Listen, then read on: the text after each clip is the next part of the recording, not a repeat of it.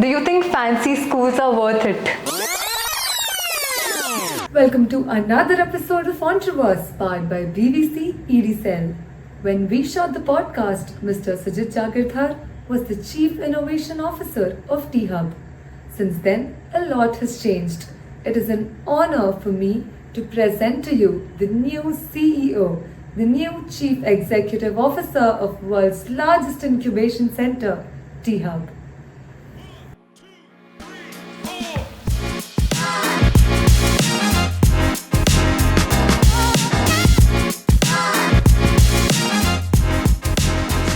Welcome to another episode of our podcast, Entreverse, powered by BBC EDCell. Today, we have with us Mr. Sujit jagirdar, the Chief Innovation Officer of the world's largest startup ecosystem, T-Hub. We welcome you, sir. Thank you. Thank you. Myself, Khushi, and Tarun are your hosts for today.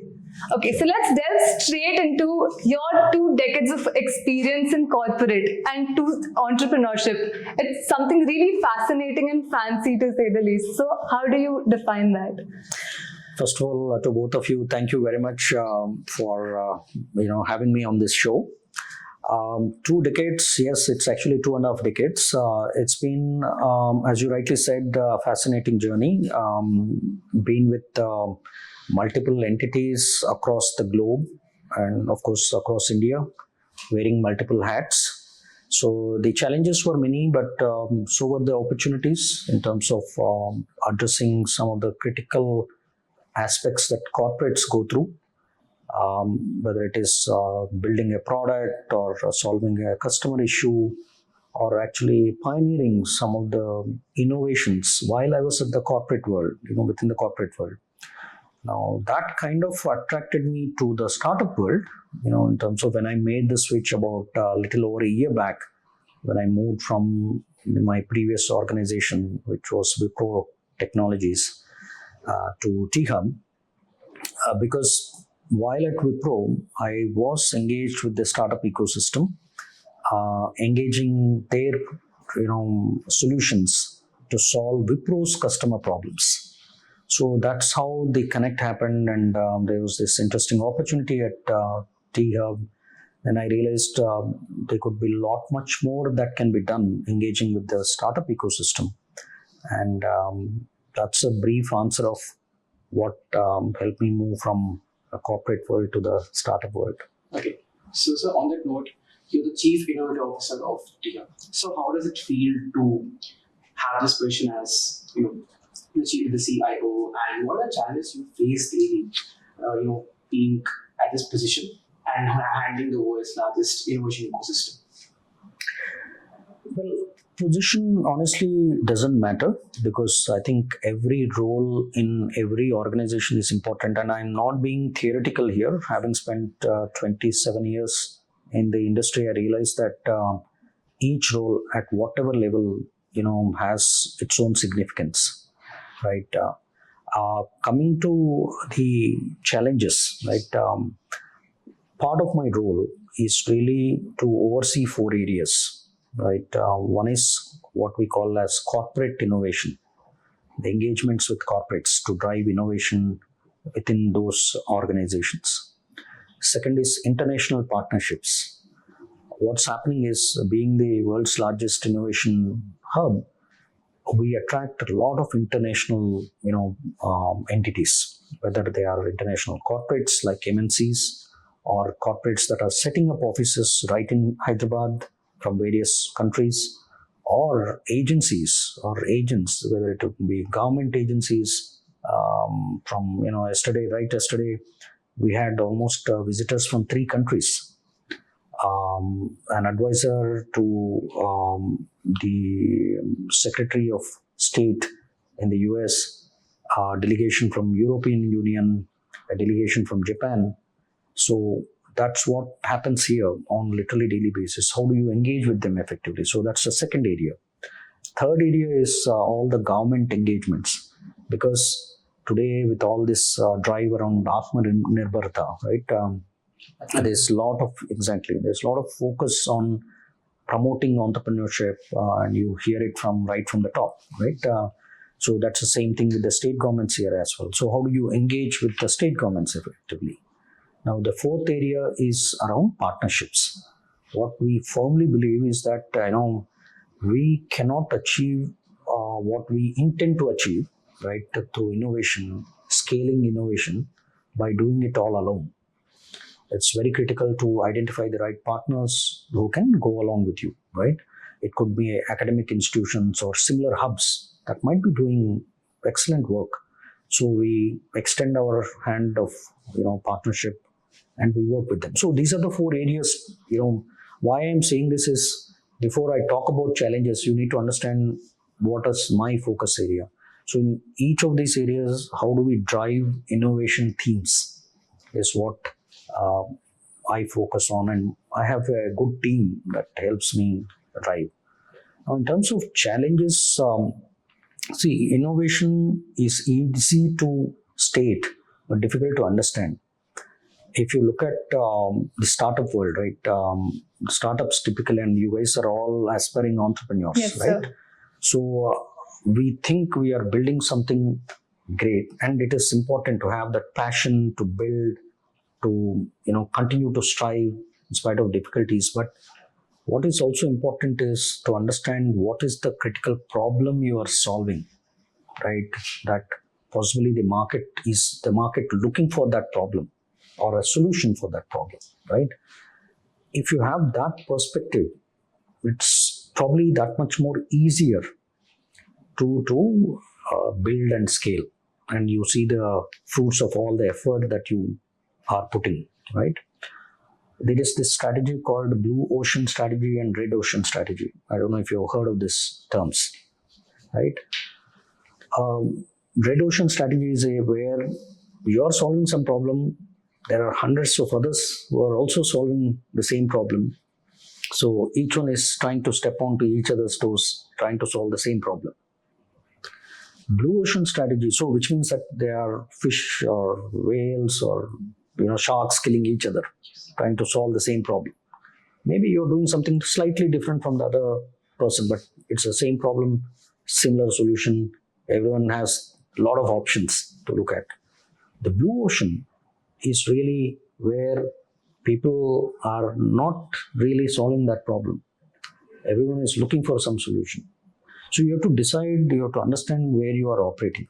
So one of the challenges for us is to see how to help startups from idea stage to build unique solutions till they are able to design, prototype, and test it out in the market and raise funding, right? That's one area we focus on. So there is a path to it. Obviously, there are those issues to help the startups figure out the path. For the corporates, right, their problem is that, how do they engage with an innovation ecosystem like ours, right? Innovation is always seen as a closed door secret recipe for them for success. The corporates do not want to open their doors and windows and engage because they think that they are giving away something that they want to be seen as the USP, those solutions as the USP. We are trying to break that mold. We are telling them that you have to open the doors and windows. There's a concept called open innovation, right? I think if I'm not wrong, Henry Chesbrough was one of the first ones to coin this way back, some 2 decades back. So today we are telling the corporates, you have to open the doors for innovation, engage with startups that are swimming either in red ocean, blue ocean, but they are solving your problem. You take 1 year to solve that. Here are these guys, who are solving it in 2 months, 3 months, and literally they are doing this, at a very fast pace. So rather than spending that time, money, energy, why don't you engage? Look at these solutions. So helping startups understand that is also a task that we have to do. So broadly, there are many challenges. Obviously, for a founder, how do you raise funding? How do you get market access, right? How do you help she or he validate the product, right? How do you give the right setup, mentoring? These are all challenges we are solving. We have already solved, some we are on the path of solving. So And similarly for corporates, they are, how do you define the problem that they want to solve, right? How do you build the right use cases? How do you program manage the whole thing, right? So, I know, sorry, it's a long answer, but That was really It was helpful. really informative, actually. sure. Okay, so coming to oceans and sharks, as you were talking about, our generation is totally into entrepreneurship these days, thanks to shows like Shark Tank. So, do you think it's as glamorous as it actually looks like in the outside world? It depends. There's this phrase called the eye of the beholder, right? So what are you looking at? Are you looking at the glamour, or are you looking at the glory that you want to achieve? Are you looking at the milestones you want to define and cross, or really you want to solve the problems that would help you stand up, and be noticed? So, I would say the least should be the glamour, right? So meaning, I'm not saying, of course, there's a lot of glitz and glory, but let me tell you, the startup world is a tough world, so I'm sure you know that only 1 out of 10 survive, Yes. right? So the glitz and glory probably is around those ones and twos, whereas there are those 8 and 9s whose story is untold. It's not known. People don't even know who's succeeded, who has failed. So I think it's important to aspire to be that, but also it's important to be realistic in terms of what you can do and can't do. I'm not saying, see, you have to have the aspiration, so there's a term called moonshots, right? So you should aspire to, probably go to the moon, right? There's nothing wrong with that. But also have those staircase laid out so that you are only, the gap should reduce, right, as the days pass by. So being realistic from that front is very important. Okay, so and striving. When any aspiring, say, founder or entrepreneur faces hurdles, they should never ever give up. They don't. Any true entrepreneur, they won't. Ultimately, those are the people that have seen success, in their hands. So, I would say focus on what is important, and the glamour will come. Yes, these days they're turning into celebrities, so everybody Yeah. wants the glam life. Correct. So that's the problem. You end up focusing on, I would say, the wrong thing. Probably initially, really put your heads down, work on the things that matter most. See, value creation, right, is very, very important. as long as you're solving the right problem, creating the right value, all of the other things will fall in place. And so I have a question related to success. You see, people tell like failure is a stepping stone of success. So what is your take on this? Because different people have different perception about it. So what is your definition of success or failure, or how would you take it? See, in our world here, right, there's nothing called failure. It is success or learnings. Yes. So that's the answer.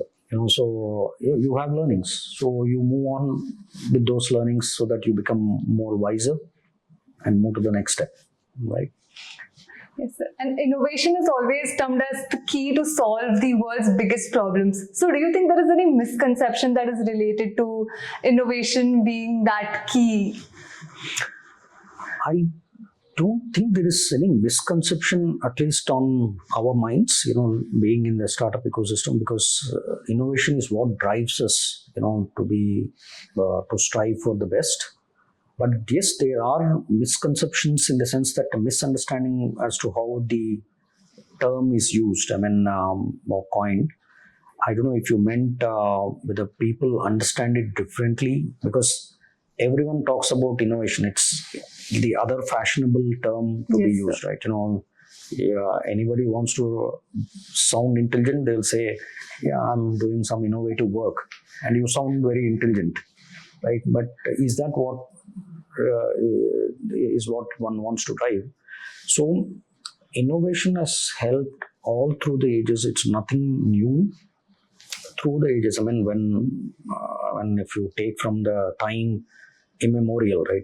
So from the bullock carts to the vehicles to now today, some of the startups here are working on vertical lifting VTOLs, right? So they'll give a run for the money for terrestrial vehicles if VTOLs take off in a big way, and that too using green hydrogen. Why I'm giving this example is, again, eye of the beholder, who's talking about this term innovation, right? If somebody from an industry talks, obviously it makes sense. But I don't know, somebody who doesn't have any connect, any understanding talks, it sounds hollow. So the misconception comes from who is, under what context it is being told, and who's saying this. Yes, there are some misconceptions, but we are fairly clear what innovation means, because that's what is driving this ecosystem, the value creation, and solving some of the critical challenges the world is facing today, right? And innovation is the key to solve those problems. Coming to innovation, let's just say that there's a 20-year-old who has an amazing idea, but then that person doesn't know where to start. So what would you suggest? In fact, very interestingly, I was meeting another 20-year-old who's in the fourth year of his engineering, who just walked in. He's already built a small travel platform for off-roaders, for explorers, right? And he came saying that, so this is what I'm building. So, I mean, why 20 years? Today there is this AI summit that's happening.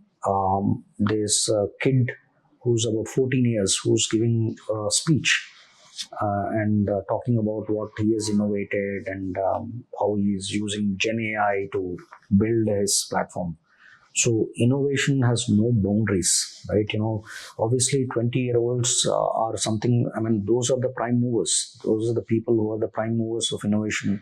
Because if you look at while the founder age, right, we are from 14 to 60 or 16 to 60, but majority of them are in that age group, in your age group, right?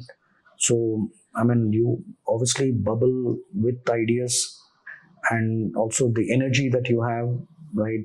And I'm sure a lot of you have the focus also to where to put in your effort. And so I think that should continue, and that's what is driving this industry. Some of the most renowned founders are all in their late 20s and early 30s, right? So that's where the whole innovation drive is going on. But then what if that person is broke? And I want to add a question to that. So let's take you're 20-year-old and you want to travel back in time, and you are in a complete broke situation. How will you start your entrepreneurial journey all over again? So we don't use the term broke. Okay, so because the broke is only for ideas. If you are lacking ideas, then you are really a broke. Otherwise, I mean, if you have ideas, you can never be a broke. Having said that, there's this whole concept around what is called bootstrapping. Yes. Initially, typically, the founders or co-founders, whoever, want to come and set up something, obviously pool in their own resources, right? See, the most important thing is idea validation. I mean, let me tell you, if I ask you, I'm sure you would have 1,000 ideas, right? Can all those ideas become reality? Maybe, maybe not. But what is important is to validate those ideas that you're putting together and working on, building on. Because the day the validation happens, right, you would have people writing checks and supporting you. I've seen some of the founders that you will meet here, who had been, without what you call raising funds. They've managed to generate revenues, and they have been on it for years, right? Which means not only the idea got validated, they built that platform, got tested, and through the revenues, initially money pulled in through what we call friends and family. Typically, when the idea is good, parents or friends who trust that idea, they pull in the money and then they build on it, right? that gives you the initial cushion to get to a point where you are able to generate the revenues as well, right? To get to that point. And along the way, you will find what is called people who can support. For example, angel investors. There's a huge network of angels. They are called angels, for the very reason to support such ideas, right? Then there are obviously, venture capitalists, and as you move along, government today supports. Through so many schemes, they support, startup funding, right? Startup India Fund, so or any of these, depending upon the sectors. If you are in the bio, somebody is in the biotech, right? BIRAC is one of the agencies. Local Telangana government has been providing support. The corporates who support. Today, trust me, funding is not the issue. The issue is more around, the idea, blue ocean, red ocean, Yes. the validation of that idea, and how passionate are the founders to take it through. Trust me, the money doesn't come necessarily for the idea.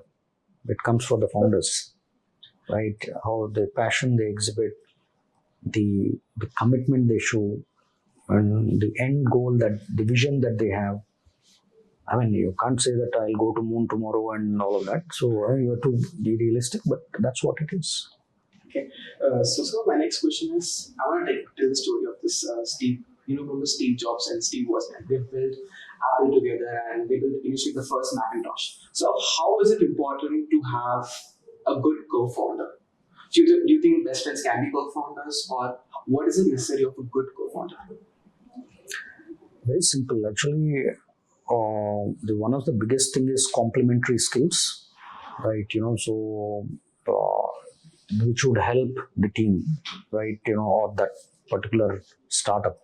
So it's important. Second is, obviously they should share that passion, right? So you can't drag somebody into a co-founding concept without if he or she doesn't believe in that particular idea, right?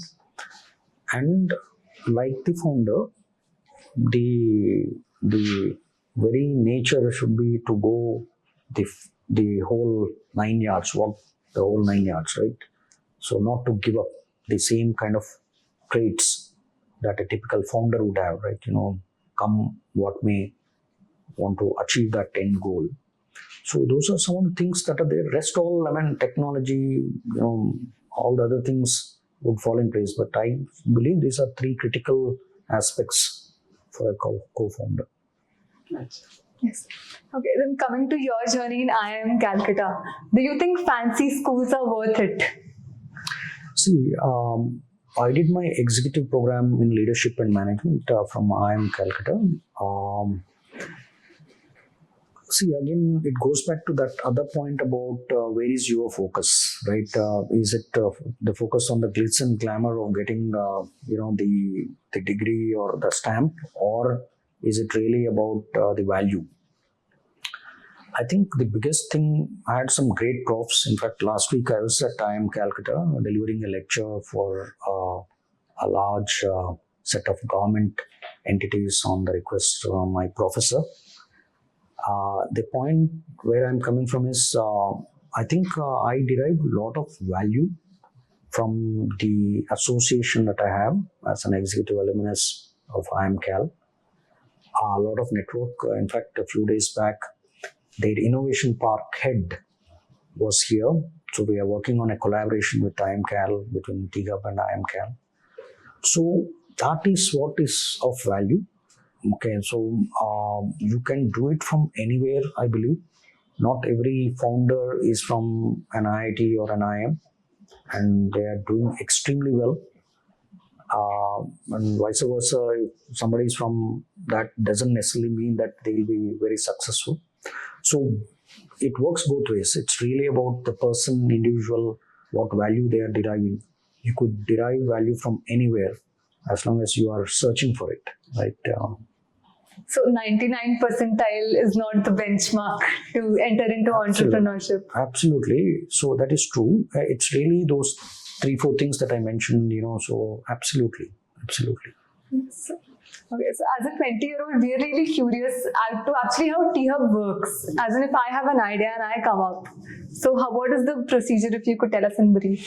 See, there are numerous programs that we run, so especially for the idea stage, there's a program called Blitz program. It's a 45-day program for young entrepreneurs who have an idea but don't know how to go about consolidating that idea, getting the idea validated by industry experts, and then putting some shape so that you can get to designing a prototype, right? Because idea cannot stay at an idea stage. You have to move to the next stage, right?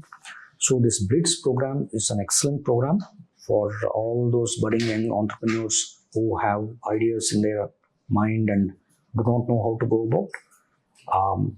I definitely encourage all of you to just check out on the website. It's all available. You can write to us. We can share those details.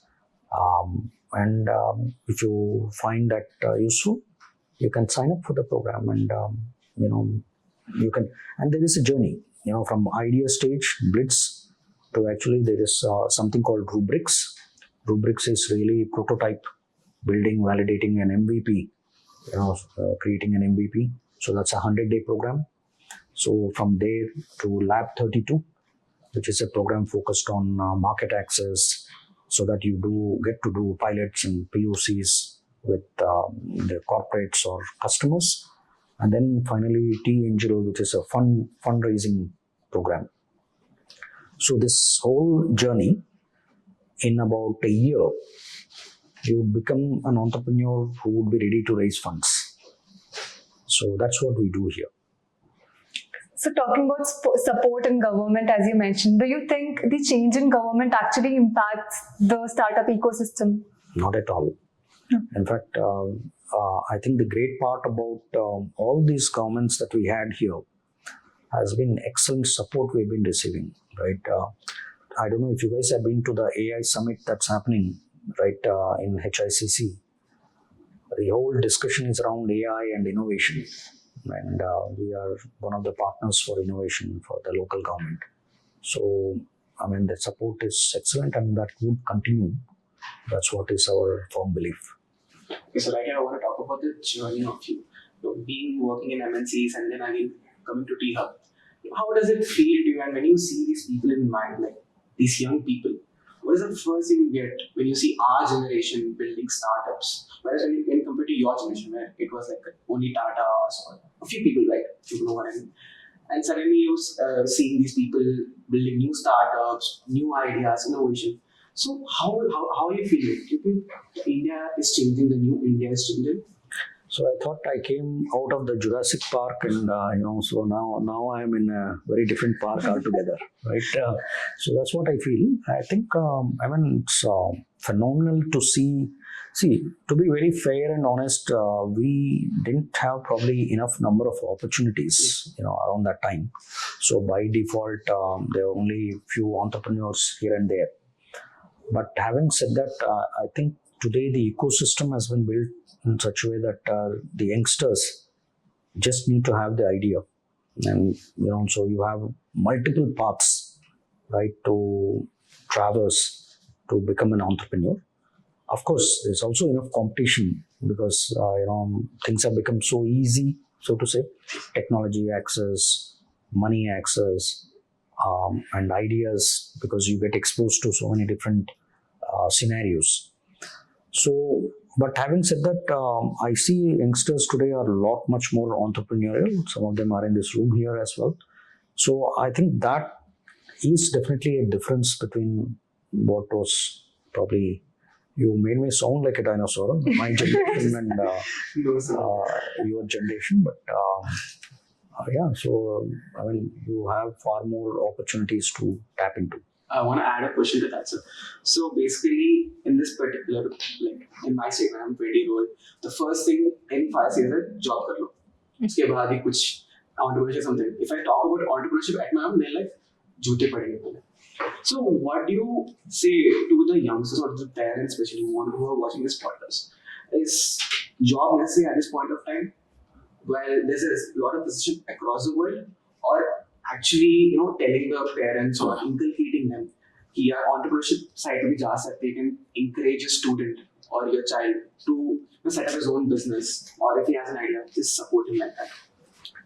So the only thing I tell the parents is that whether they want to create job seekers or job creators, Yes. choice is theirs, right?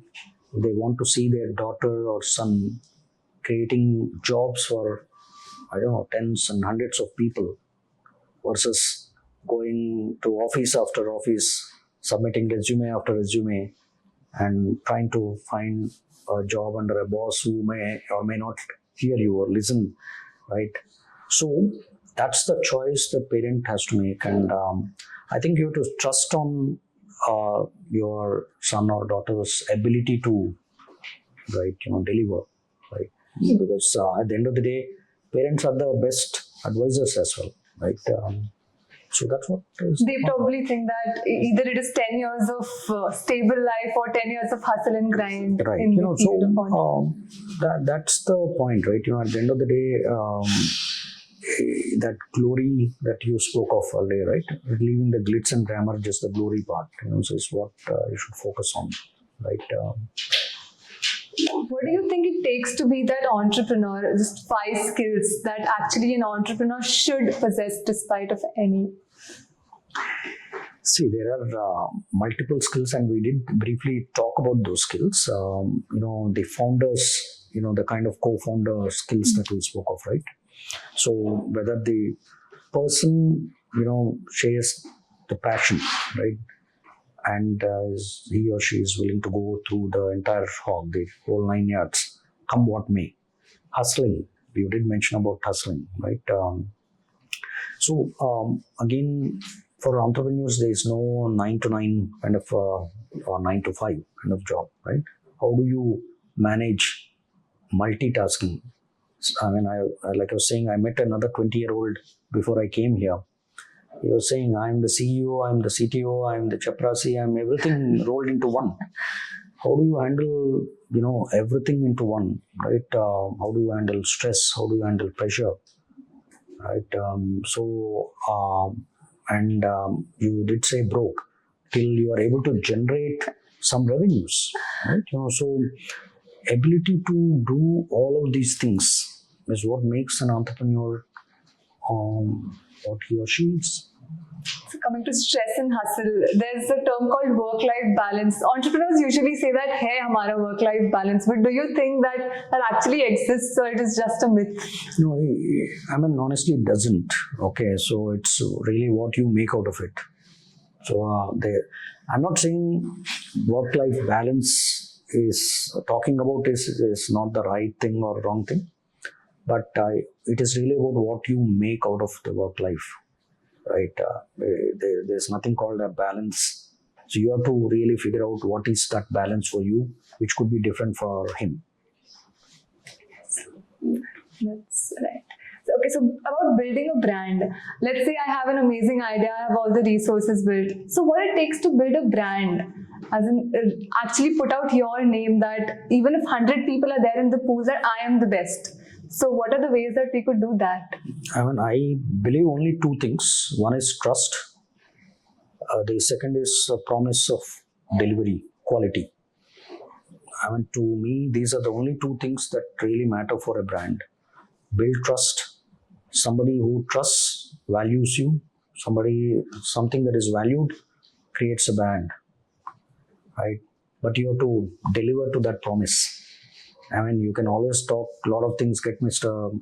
A or Mr. B, who's the best spokesperson to talk about your product. But then if you don't deliver to that promise, the trust is lost, brand is lost, right?